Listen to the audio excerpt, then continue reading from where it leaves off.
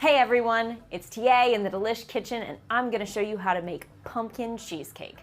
Pumpkin cheesecake is kind of the prima donna of Thanksgiving desserts in my mind. Often we top it with everything from whipped cream to nuts to caramel sauce, but right now I'm gonna take it back to the very bare bones and just show you how to make the most amazing straight up pumpkin cheesecake. Let's get started. We're gonna start with our crust. Now, for a pumpkin cheesecake, I love a ginger snap crust. When I was developing this recipe, I actually did a side-by-side graham cracker and ginger snap crust, and there was no comparison. The spiciness of the ginger snaps just played off of the lightly spiced pumpkin filling so well. For this crust, I recommend a thin, crunchy ginger cookie, something like this brand. I love Anna's Swedish Thins, and I highly recommend if you can find them. Do not get the thick and chewy molasses cookies. Not a good choice for this specific application.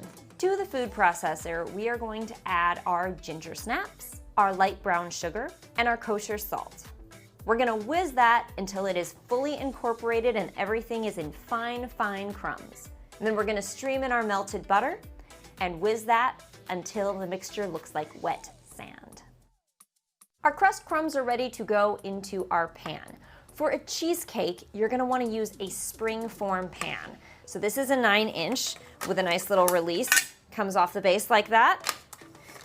This is the only kind of pan to use for a cheesecake. Cheesecakes are so delicate that if you don't have a pan like this where the sides just pull away, you will never get it out, ever. So even if you don't usually bake with one of these, get it for this reason. We're gonna pour our crust mixture into our lightly greased pan, and then we're gonna take a little measuring cup and use the bottom of it, that flat side, to press the crust into place on the bottom and up the sides. This press-in part is challenging, even to the most experienced. It's the kind of thing that you just have to take your time with.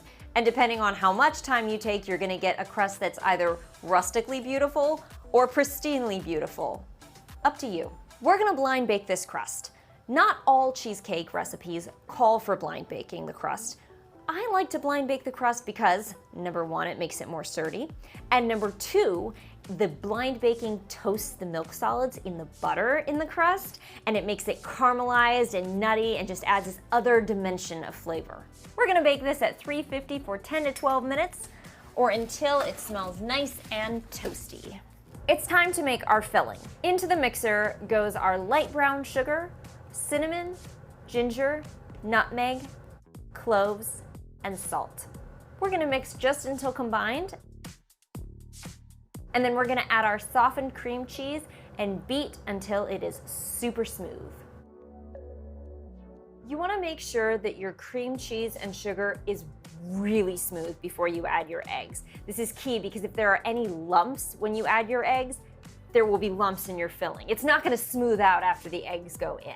So just keep that in mind. We're gonna add the eggs one at a time, beating on low between each, just until it's combined. With a cheesecake, you don't wanna be beating the eggs to aerate them. There are some cakes where you do want the air in the eggs to give the cake lift. This is not one of those. If you over aerate the eggs, your cheesecake is gonna puff too much and then collapse. Not what you want. As soon as our eggs are incorporated, we're ready to go in with the pumpkin. We're also going to add our vanilla. Now, here's the thing about pumpkin. Different brands have different levels of moisture. Cheesecake is something that is very sensitive to the amount of moisture. So for this recipe, I recommend using Libby's only. We are going to bake our cheesecake in a water bath. Now, why do we bake in a water bath? Well, number one, a water bath is going to ensure a more gentle and even cooking process for the cheesecakes. Cheesecakes are delicate and they can tend to crack, so it's important to regulate the temperature both while they're baking and after they come out and are cooling. So we have our crust that's pre-baked here. Because spring-form pans aren't airtight, we are going to use a double layer of foil wrapped up and around it to ensure that no water gets in and spoils our crust. We're then going to fill the cheesecake pan with our cheesecake mixture, put that cheesecake pan in the roasting tin, and fill the roasting tin halfway to the top of the cheesecake pan with hot boiling water right before we put it in the oven. We're gonna bake this at 325 for 85 to 105 minutes, or until it's set on the outside and still wobbly in the center.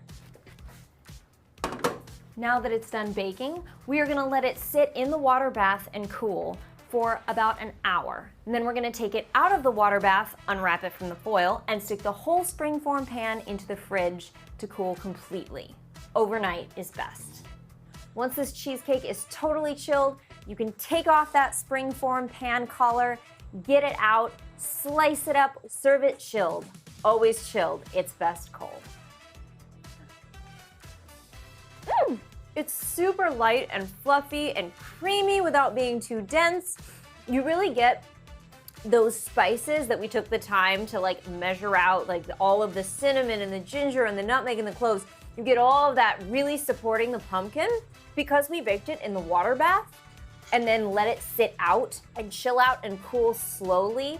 The texture of the inside is incredibly soft and tender with this beautiful orangey filling and that richer brown crust. It is the perfect centerpiece to your fall dessert table. For this and other fall baking recipes, stick around here on Delish.com.